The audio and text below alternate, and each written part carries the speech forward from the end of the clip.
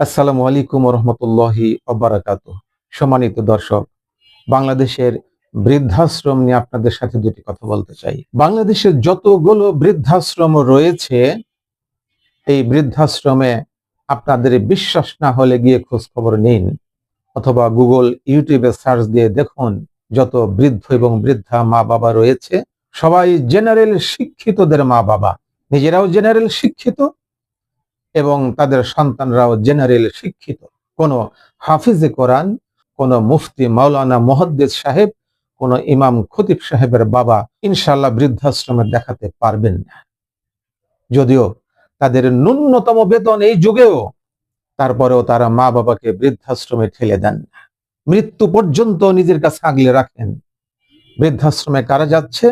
General শিক্ষিতর নামে কুশিক্ষা যারা অর্জন করেছে, তাদের সন্তান তাদের মা বাবাকে বৃদ্ধাশ্রমে পাঠিয়েছে। জেনারেল শিক্ষিত হওয়ার পরেও যাদের ভিতরে কোরআন এবং হাদিসের জ্ঞান ন্যূনতম রয়েছে, তারা মা বাবার সাথে ব্যবহার করেন না।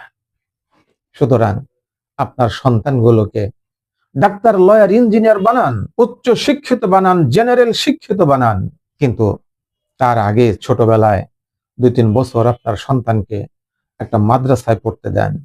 কোরআন হাদিসের দলিল না দিয়ে শুধু একটা উদাহরণ দিচ্ছি, এক্সাম্পল দিচ্ছি।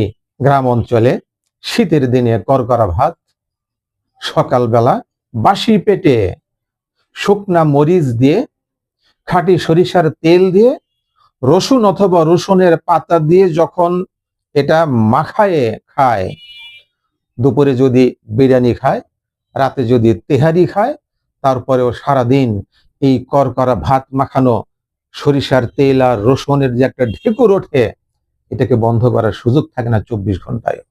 জাস্ট আপনার সন্তানকে যদি কোরআনের জ্ঞান অর্জন করান, 2 থেকে 3টে বছর একটা মাদ্রাসায় যেখানে তাজবিদ সহকারে কোরআন তেলাওয়াত করা হয়, এই সন্তানকে যখন আপনি স্কুলে দেবেন, কলেজে, ইউনিভার্সিটিতে দেবেন, আপনার এই সন্তান যখন কলেজে, ইউনিভার্সিটিতে যাবে, নাস্তিক শিক্ষকদের খপ্পরে পড়লেও আপনার সন্তানকে ম্যানেজ করতে পারবে না। আপনার বৃদ্ধাশ্রমে যেতে হবে না।